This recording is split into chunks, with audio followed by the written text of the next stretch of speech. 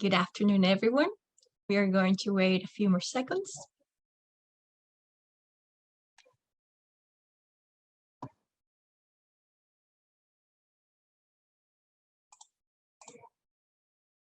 Hello.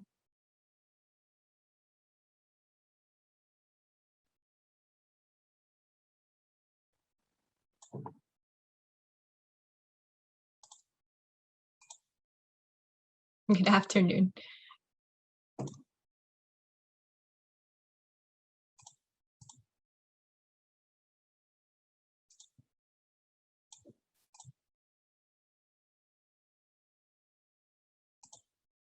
Okay, we're going to start then.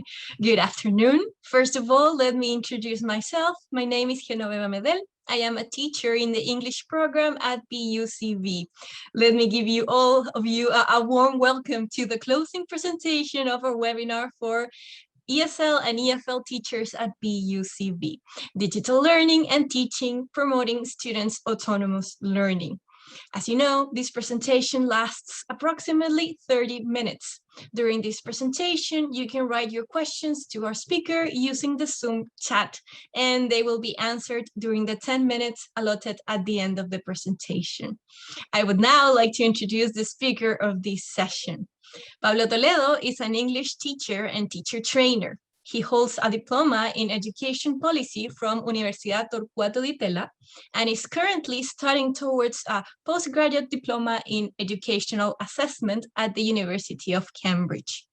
Before joining Cambridge Assessment English, he managed projects in the areas of remote teaching, internationalization of higher education, and language teaching to refugees for the British Council.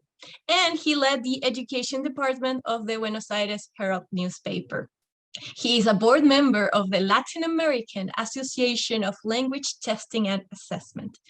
Without further delay, I leave you now with Pablo Toledo, who will talk about Cambridge resources for teachers. Thank you very much, Genoveva, for this warm introduction, and a very good afternoon to everybody, wherever you are. I see we have people connecting from different parts of Latin America, and I'm sure different parts of Chile. So wherever you are, have a great Friday afternoon. And hopefully, I hope that you will find something of interest in the ideas and resources that I will talk about next. So wherever you are, if you are, I see that there are people from Argentina, Venezuela, Ecuador, Chile. One thing that we all share, one of the things that we all share right now is that we're all on the same boat. For most of us, teaching is definitely not what it was, definitely not what it used to be. And for some of us, if you're in Peru, for instance, as I see Vanessa is, you will find that schools are beginning to reopen. If you're in Argentina, we're in a different place. We may be in hybrid schooling, as is the case in Chile.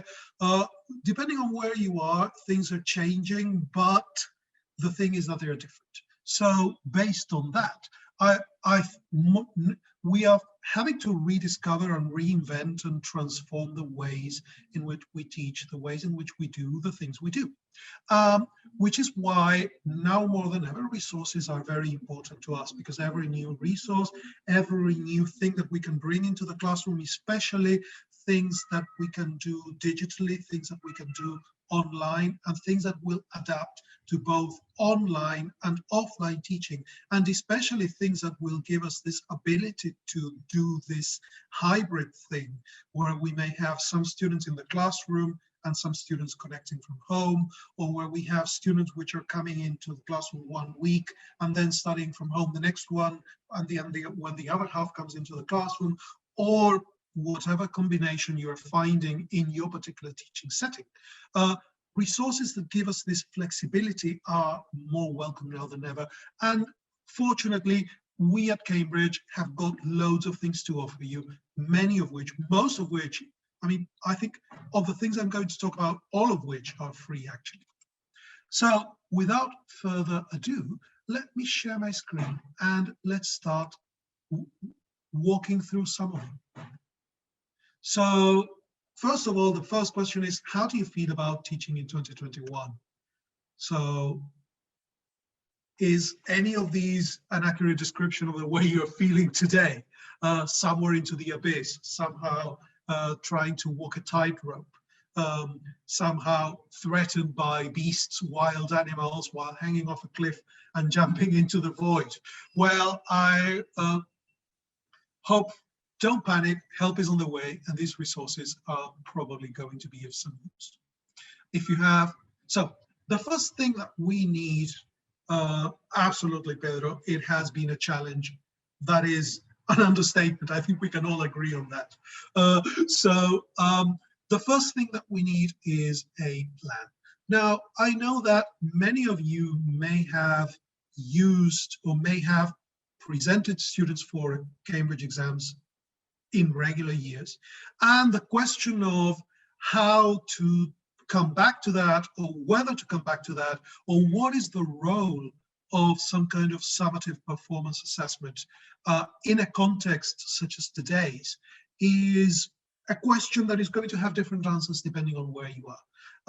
The formative value of a summative test is something that is definitely worthy of consideration.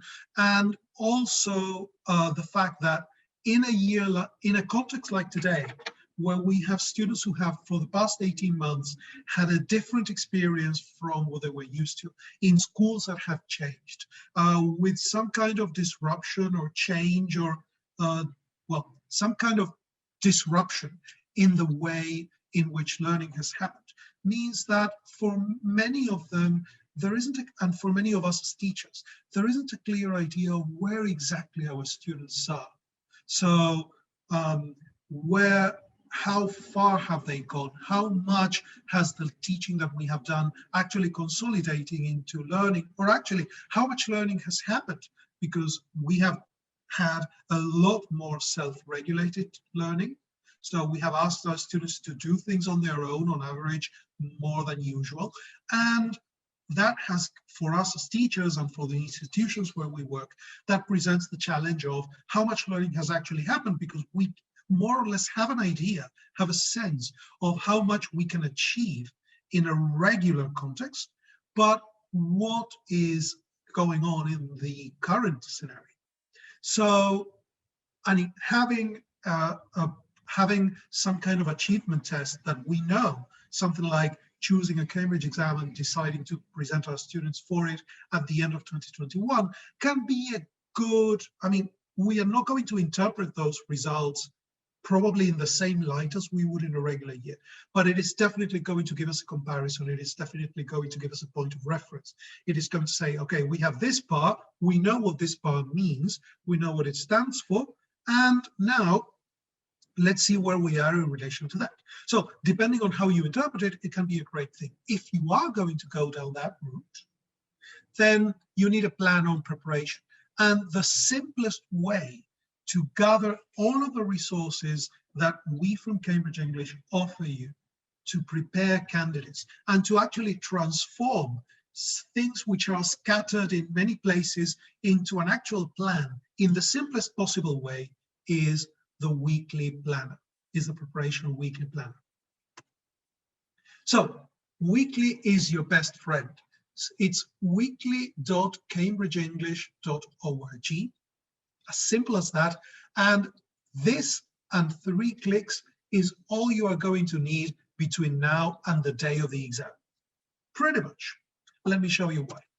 So when you go to weekly, it's going to ask you for 3 questions, very simple questions. You're going to have to choose an exam, a Cambridge English qualification that you are preparing your students for. You're going to choose the number of teaching weeks between now or whenever you're beginning with the platform and the day of the exam. And you're going to choose how much time you are going to devote to exam preparation each week. A very simple question.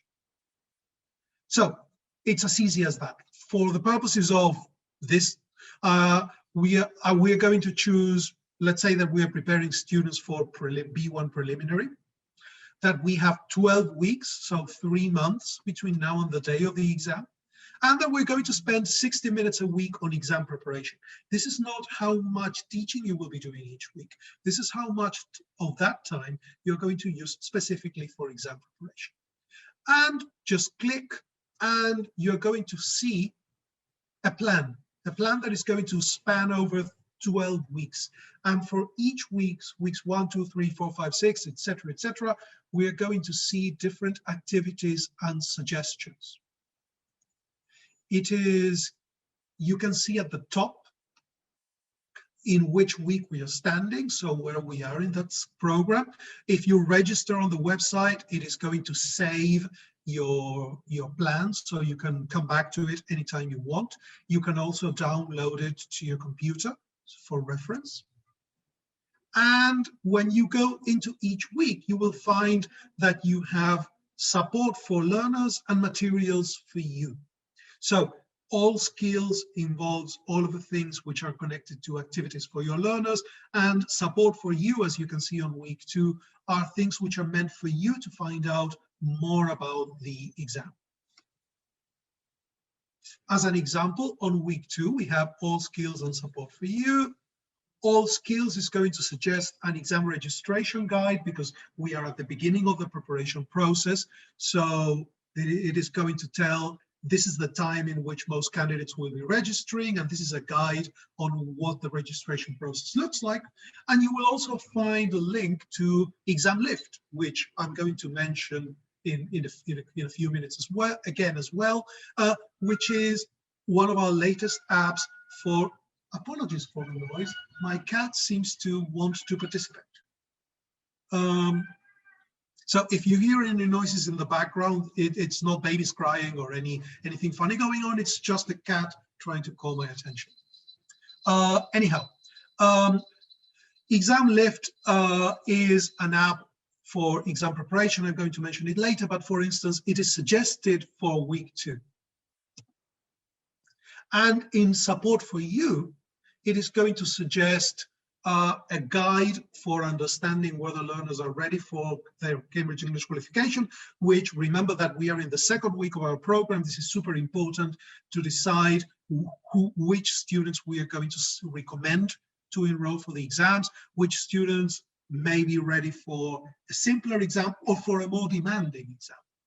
And it is also going to suggest a guide, a video this time, on how to plan the school year around Cambridge English qualifications. So these can be webinars, these can be guides. You will find here that it is also going to suggest in different weeks things like teacher handbooks for the qualifications. It is going to suggest many of the things that I'm going to mention later on are going to be included here. The great thing about Planner, the great thing about Weekly is that you have everything on that plan, and all you had to do was 3 simple clicks.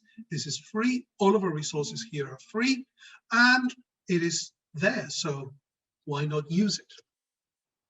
Now, a good plan needs good resources. Let's talk about some of those resources. Many of these things are accessible through the planner. They're probably going to be included in your weekly plan.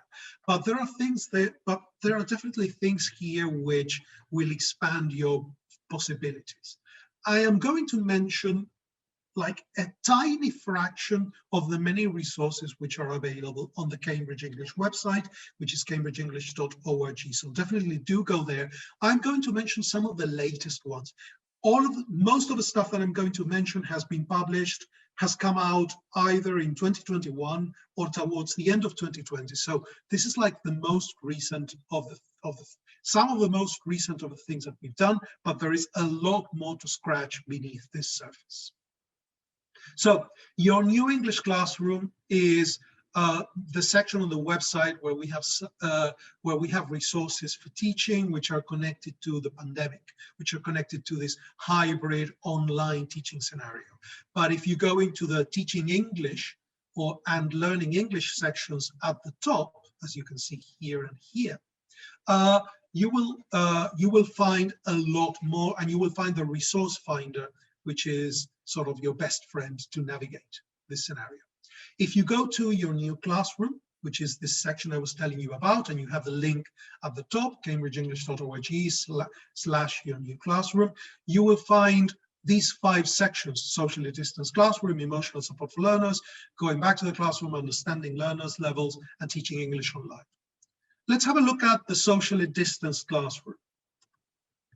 We will find things like the classroom activities booklets for the different levels.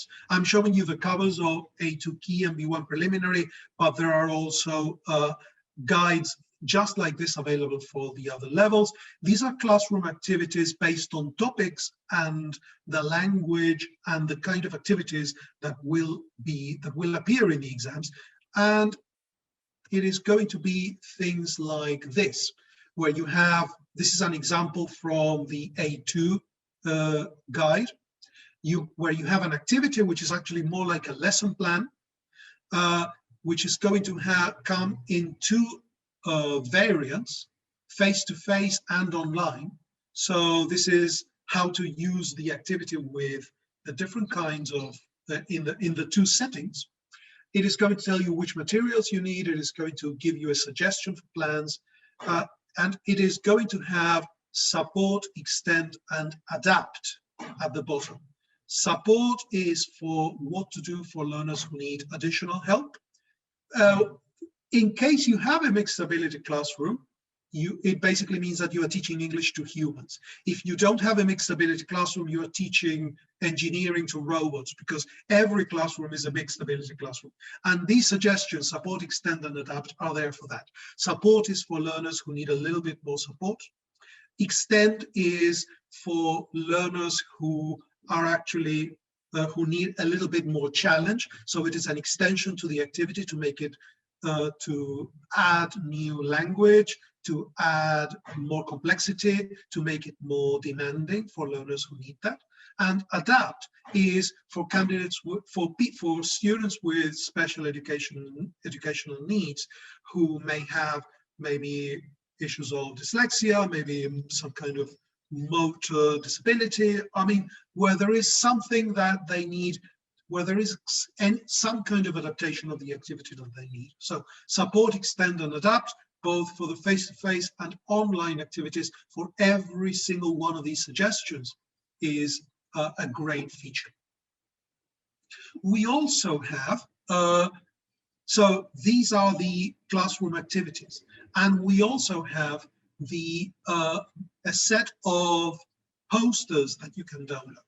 You can download, if you are working in a classroom, like a physical classroom with walls and everything, you can download a PDF of the poster. You can print it and put it on your walls. They come from all the different levels. If not, there are digital versions of the posters that you can use. And the posters come with a lesson plan and activities booklet for each of the posters in each of the levels. So where you have the posters present vocabulary, they present language, they present topics, they present ideas that are going to be there reminding your students of key concepts for each of the exams. And then the booklets, the lesson plans and the activities are going to help you use them and make the most of these resources.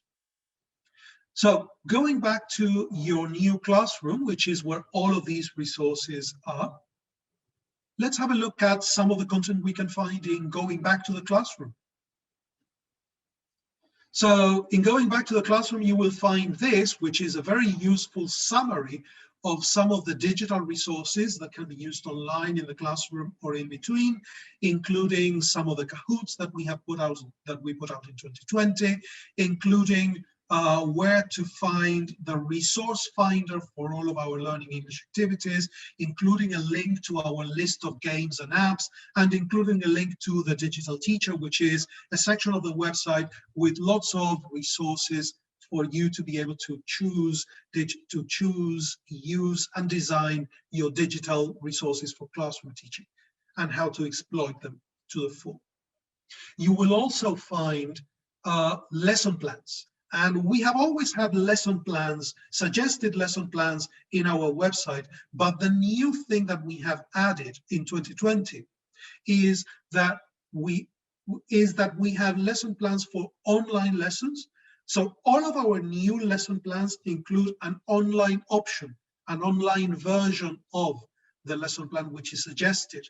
If you are doing so, they adapt, they are useful both for face-to-face and online teaching.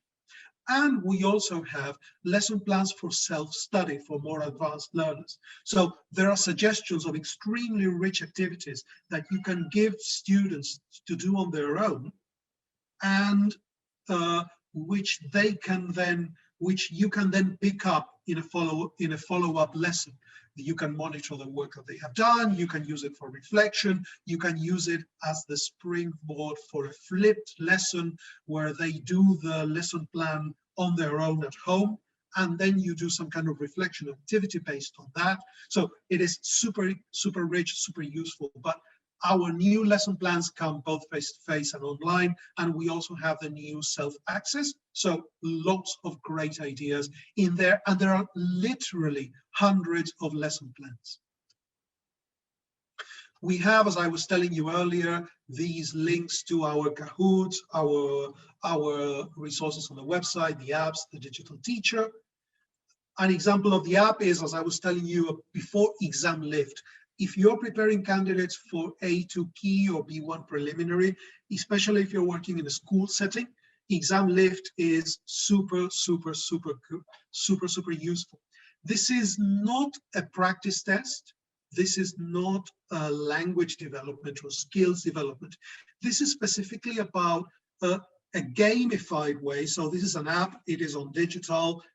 This is all very, this is something that they're going to use on their mobile phones or on their tablets, and which is going to help them develop the skills that are going to be useful to complete the activities or the tasks in an exam.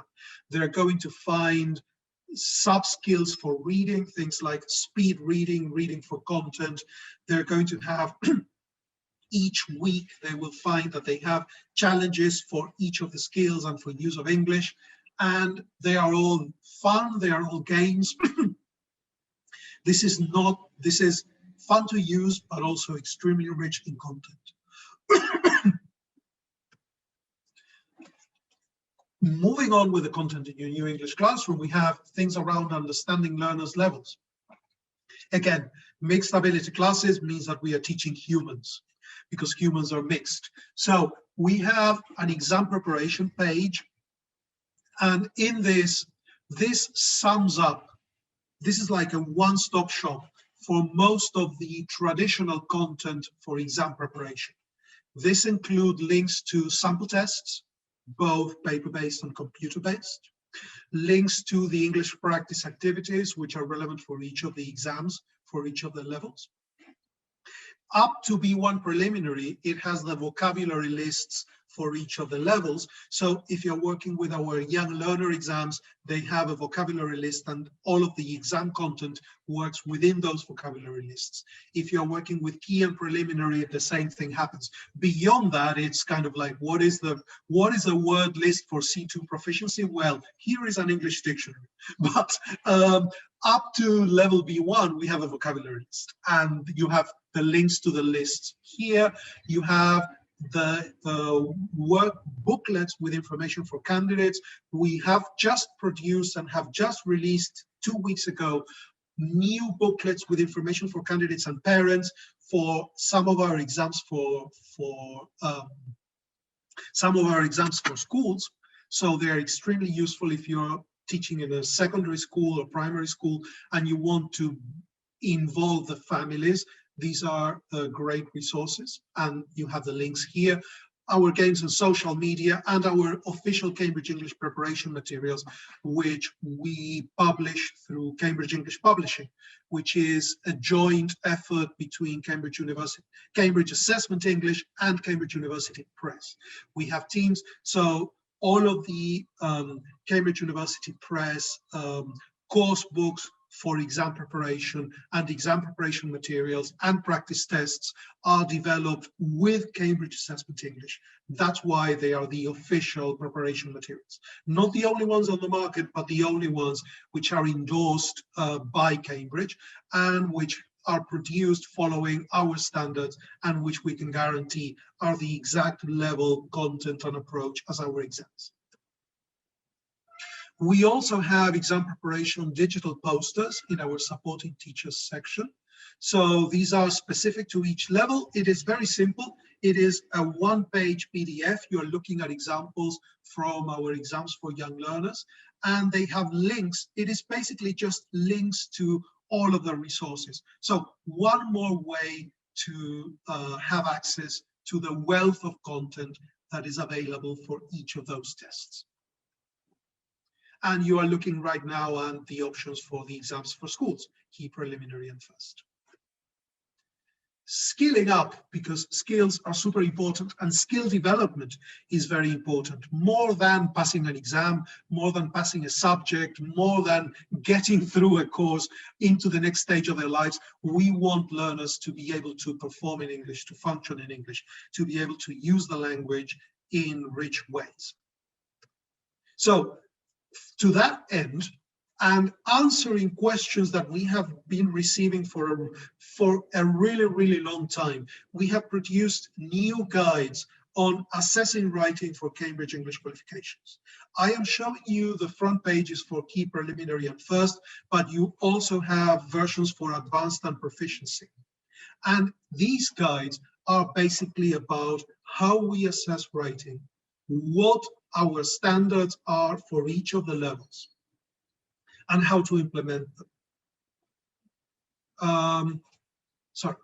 You will find in there as well examples of actual pieces of writing written by candidates, by real candidates, with very detailed feedback from some of our most experienced written assessors, explaining what is the band, what are the grades that those pieces of writing got in each of the 5 sub-criteria for written assessment, which we apply, and telling you why this was a band 3 for communicative achievement and a band 4 for whatever. So if you want to know how we correct, what is the criteria that we apply and how we do it, these guides are absolutely invaluable. They also explain what the tasks for each of what the written tasks for each of our exams are, how they work, and very useful preparation tips and activities that you can use with your students during the preparation, but which of course will also be useful even if you are not preparing for exams, because this will give you a framework on how to deliver feedback for writing. We have now also guides for developing listening and reading. In these guides, which again, you have one for each of the levels, you will find guides for, you will find information about that skill and how we understand it at Cambridge. What is, for instance, for us, the difference between bottom-up and top-down listening, why we have the tasks that we have in the exams, what each of them is looking at, how to prepare for those, tips for learners, tips for teachers, tips on exam preparation, everything around the specific teaching, development and assessment of reading or listening for each of those levels is compressed into these new guides. This is new 2021. I think the guides for reading came out in around May, June, and the guides for listening between June and July. So hot off the press. Use them, they're amazing. If I may say so myself, they're just amazing. So, and finally, one last thing is write and improve. I hope you have heard of this before. I hope this is not news. But on the other hand, I don't really, because if write and improve is new to you, I am about to rock your world. Imagine that you have a resource where you can send your students where they can go and practice writing, so they go to a platform, they go to a website, they choose a task, they do a piece of writing, they write whatever the task suggests, they get feedback from an artificial intelligence algorithm, they get a level, they get a mark and a common European framework level for their writing. And then they get feedback. So this is not as strong as this. You can try, you have issues with this and this over here. And Imagine that, and then they can have a second shot at that. They can choose to do the piece of writing again, making the changes which have been suggested, or maybe revising things, changing the order of ideas, paragraphs, this, that. They can submit the new version, the second draft, and they can get feedback on the second draft. If they see any improvements that they like, they can do a third and a fourth and a fifth and a sixth draft. And then when they have a final piece of something, they can present it to you, the teacher. This is the dream of process writing teachers. So Write and Improve is exactly what I have described. How cool is that? So you have workbooks for beginners, intermediate, advanced levels, business English, just for fun, and some sections for exam preparation. You can choose a task, and then once you choose a task, you do your writing here, and then you submit it, and then you're going to find an overall score, which is going to tell you what your Common European Framework band is. In this case, it is B1. It is going to give you a score for content, and it is going to give you feedback. For instance, here there is a spelling mistake, but there are also things around, but it is also highlighting some other things in there. You can apply those corrections, you can make any changes you like, submit it again, and then see the comparison. And then, if you're a teacher, you have the option to sign up for Write and Improve Class View, where you can set up your students as members of your class, and then you can ask them to, you can assign tasks to them in workbooks. They can go there, do their tasks, as many versions as they like, and then you can go and see all of them together. So comparisons of their performances, the scores that they got, the different versions, the changes that they made. Imagine if you want to analyze all that, how much information you have about their writing process, about the steps that they have gone through, about all of the things that happened. And if you were doing all of these cycling of writing in class, you would have to ask your students to do a piece of writing, hand it into you, then you take it home, you correct it, you give it back to them on the next class, they see the feedback, they give it back to you, and then you give it back to them, and then they give it back to you. It takes weeks and weeks and weeks. Here, they can do as many draft iterations as they want with the automated feedback before they think they are ready to submit their final draft to you as a teacher. And then you can give them feedback and have a second final draft. How cool is that? That is a teacher's dream. And all the while you have been at home watching Netflix. That is the coolest part. So, and finally, we are almost out of time. We're running out of time. So one last thing that we have produced is mock exams. If you are preparing students for a Cambridge exam, one of the last things that you will do is probably a mock test. A mock test is when you ask your students to do something that is like an exam setting. So we have produced now the mock test toolkits, which are, for all the way from A2 Key and Key for Schools up to C2 Proficiency. So how is it organized? The mock test toolkit is a brochure, is a booklet where you have before the mock test, so suggestions for things to do before you administer the test, action, things to do while, and instructions and assistance on how to take the mock test, including marking guides and including score converters. And then you have feedback, and then suggestions on how to manage the feedback. How do you access the mock test toolkit? Just go to our website, go to the resources for teachers sections, and there you will have the instructions on how to get them. But the idea is this is the final stage. The last thing you do is usually a mock test. Here are some ideas from Cambridge on how to use those. So if there are any questions or doubts or things which have come up on the chat box, this is a great time to recap. Or if there is anything that you would like me to address or repeat. Thank you very, very much to Daniela and the staff who have been posting links to all of the things that I've been mentioning on the chat. So I see that there are lots of questions there asking for that. If you have any questions about any of the resources, please put them up in the chat box now. Yes, we had a question towards the beginning of the presentation when you were talking about planning, and when you were showing us, when you, for example, introduced the number of weeks that we had to prepare that section. There was a question by Janet Fonseca. She asked, can we find something similar for B2 and not for schools and C1? The weekly planner covers all of the exams and all of the levels. So I was showing you one for preliminary for schools, but you will also find, you will definitely find things there for B1, for B2, sorry, and I am 99% sure that C1 is also included. So definitely, I was giving you an example for B1, but you can choose your exam and you have a list of all of them.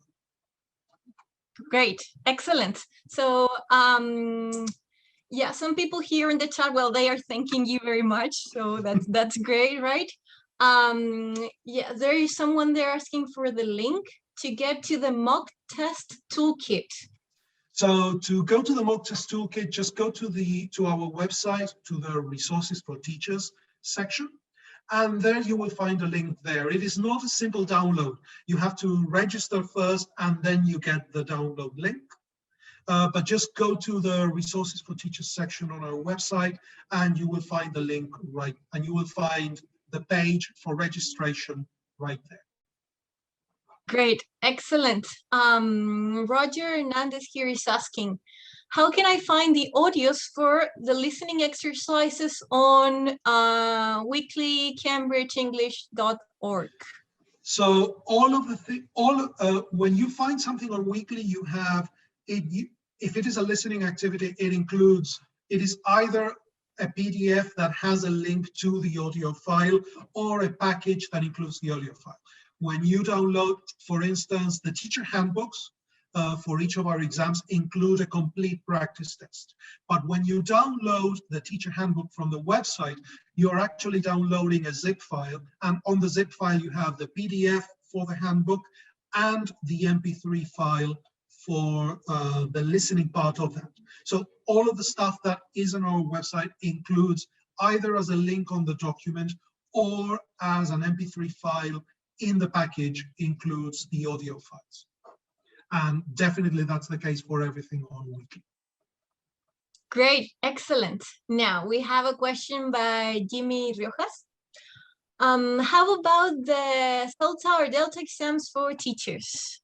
CELTA and Delta, well, that's interesting, our teaching qualifications. So, well, that is a whole session in itself. CELTA and Delta are our qualifications for teachers. If you're looking at having an internationally recognized certification of your teaching skills, or if you are looking at developing as a teacher, you can sign up for a CELTA or a Delta course. CELTA is for teachers either who have not begun teaching or have just begun teaching, and Delta is for more experienced teachers. I would say more than 5 years of classroom experience would be a requirement.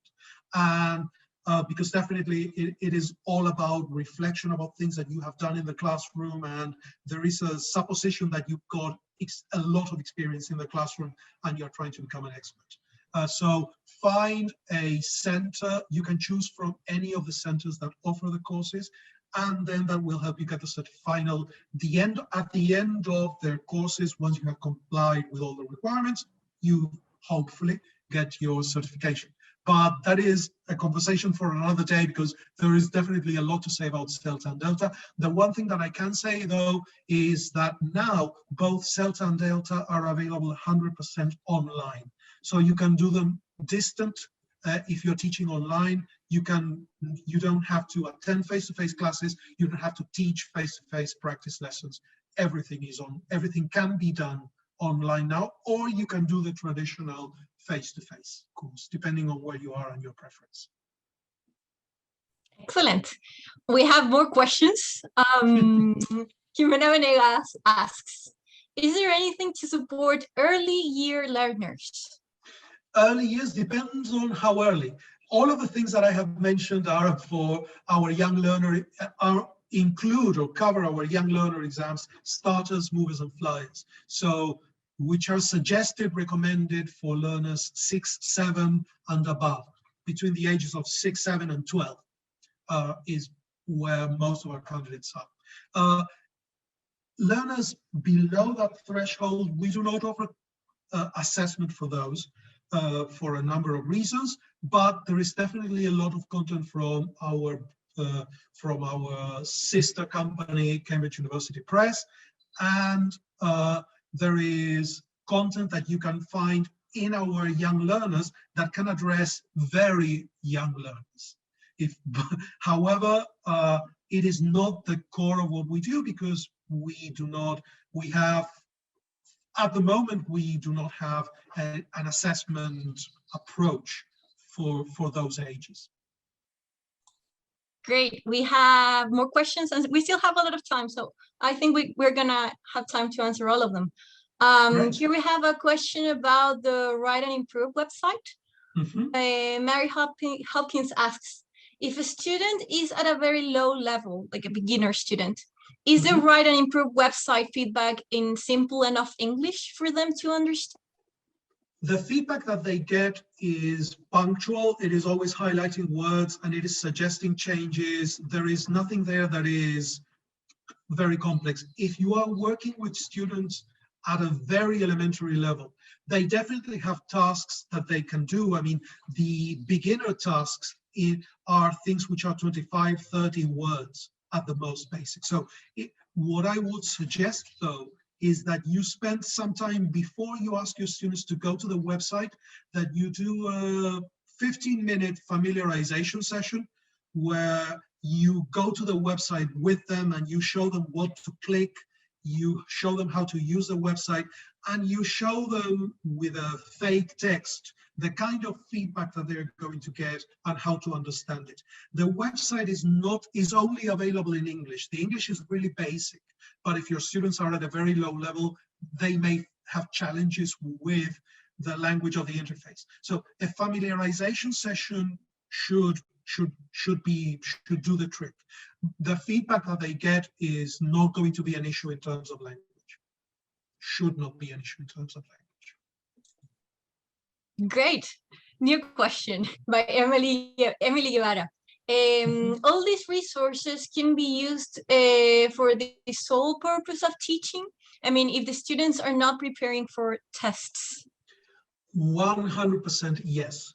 If a student, if you are not preparing if you have students, not prospective exam candidates, it doesn't make a difference to us. The resources are there available for you. You also have a wealth of resources at the Cambridge University Press website, which are not as strongly geared towards exam preparation as some of ours are. But there is definitely a lot there that you can use that is not exam specific. And even the things which are assessment related, like the guides and the standards and the frameworks for assessment, those are things that you can implement into the assessment for learning, into your formative assessment strategy. You can choose to use something like our written criteria for assessment as a structure for the feedback that you give your students, and you can choose to use our categories of communicative achievement, blah, blah, blah. You can choose to use them for feedback to your learners. It can be a great strategy, even if you choose to use the standards.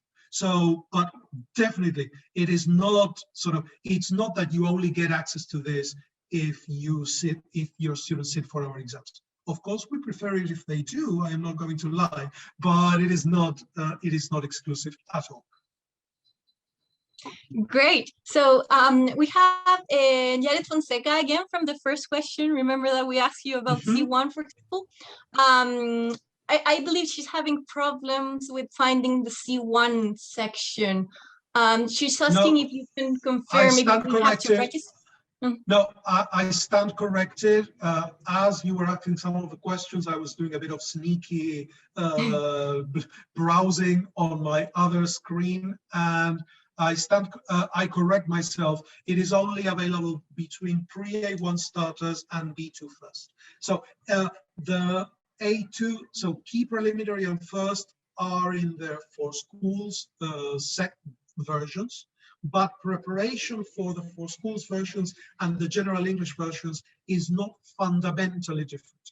you will find most of the changes are in the content, which is not going to be an issue. And you may have to, especially if you're working with preliminary and first, you would have to add a different kind of task for writing, because writing between first and first for schools, for instance, it is not, some of the options for the writing tasks are different. But if you take that into consideration, if you're preparing your students for first and you use the first for schools plan from the weekly planner, you will find that the vast majority of the content in there is going to work for you. But unfortunately, yes, it is not yet available for advanced and proficiency. Great. We have, again, a lot of people thanking you from different countries. Colombia, yeah. And well, we have 3 more questions, I think, about the CELTA test, again, by Lorena Quiñones. The CELTA could be similar to a master in English? Nope, that would be Delta. So the difference, so CELTA is, by design, it is a pre-service qualification, which means that it is originally designed for people who have no experience of classroom teaching and no previous knowledge of it.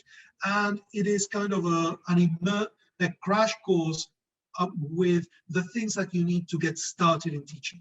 You can also use it as a complement, a supplement, a revisit of some of the things that you have already done.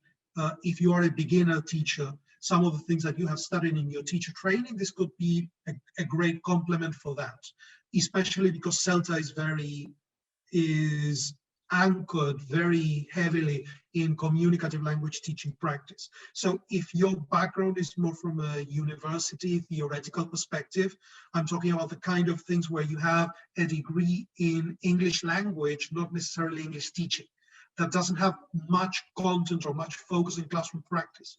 Depends on where you studied, it could be the case. Then CELTA could be a good complement for that. Or if you are a teacher, but not a teacher of English, but you are teaching English, so CELTA can be great for that beginning of your career. If you're looking for something that is more advanced, more like a master's, that would be Delta. Delta is a diploma, it's not quite a master's, but it is like 3/4 of the way there.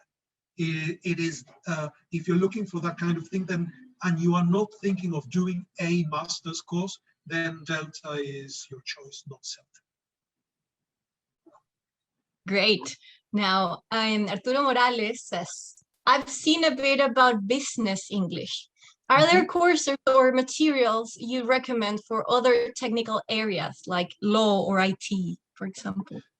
So we have the business English versions of our qualifications, what used to be the BECS, the business English certificates, available at B2, C1 and C2 levels. They are general business English. We had for a while exams which were geared specifically at law and a couple of other areas, but they have been discontinued, mostly because not many people were interested in that. What we do have, and you can find support in the same places that I showed you on our websites. You can find in the resources for teachers and support for exams, you can find the support for our business English qualifications. We also have a sister organization, which is not Cambridge English, but it is within the Cambridge assessment family, which is OET. OET is an exam of medical English, and it is used as a certification for people working in the health profession. It can be nurses, it can be doctors, it can be hospital technicians or health technicians who are moving to the UK, to Australia, and they need a language certification that is specific for medicine and health. So that is a very specific case, and the exam is called OET. It is not IT, it is not law, it is a very specific use, but it's an amazing exam, and it has its own support structure and materials and content. So if you are interested in that kind of thing, I strongly recommend you do that. But we do not have things that are specifically catered for things like law and IT. Great. And now the final question by Elcida. Are these resources suitable for adult executives? What do you recommend? Can you repeat that? You broke down for just a second there. Are these resources suitable for adults? Was that the question? Yes, and executives. What do you recommend? Well, people in executive positions they tend to be human as well. Sorry, but just a little bit. Now, definitely. Obviously the content that is for starters, movers, and flyers, I would not recommend, and that for schools specific content is more teenage related for the nature of the exams. But anything that is for key preliminary, first, advanced, and proficiency in the general versions, and anything that is about our business certifications, our business English qualifications, is designed for adults. As for the executives, if you're thinking of people in management positions, then anything that is for perhaps the business English qualifications may feel a little bit more relevant, but age should not be a factor. If you're choosing from the stuff for our general Cambridge English qualifications, then absolutely it is designed with adults in mind. Great. Thank you. Thank you very much, Mr. Toledo, for your presentation. It has been fascinating. Daniela now will do the closing of the webinar. Thank you very much, Mr. Toledo. Thank you very much, everyone, for your presentations. And thank you, Genoveva Medel. It was a pleasure to hear your presentation, Mr. Toledo. And thank you very much for all the links that you shared with us. Please remember that using our website, you will be able to have access to the videos and also to the materials used in these presentations, not only today's presentations, but also yesterday's presentations. And now, thank you all very much for all your participation. We will now proceed to close our final session of the second day of this webinar. As we said before, thank you very much for your participation. And of course, our speaker, Pablo Toledo, it was a pleasure. Our English program director, Mrs. Claudia Parra, will address a few words to our audience.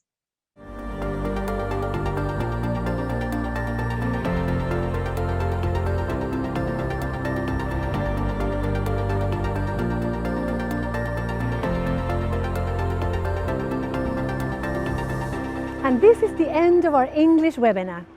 If you joined us for just one day or both of them, thank you so much. We've loved all our brilliant speakers, but especially getting to interact with all of you during the 2 days. We've heard fantastic new talks on very interesting topics, from key technologies that really impact on our teaching and learning, how to encourage your learners to be autonomous, how to support learners with additional needs, how language learners process speech, and how to access to useful resources for teachers. All of these sessions have had experience and research findings at the heart and have lots of ideas for you to try out with your own learners. You can now find all the presentations at this webinar library if you want to review the videos and the information. It's been fantastic seeing your comments on the chat box. It has been really interesting discussions and points of view. We hope you've got some useful insights from the event that you are able to take away and implement on your lessons. And remember, the webinar library will remain available so you can revisit the sessions, watch anything you've missed, and share with other teachers. Thank you very much.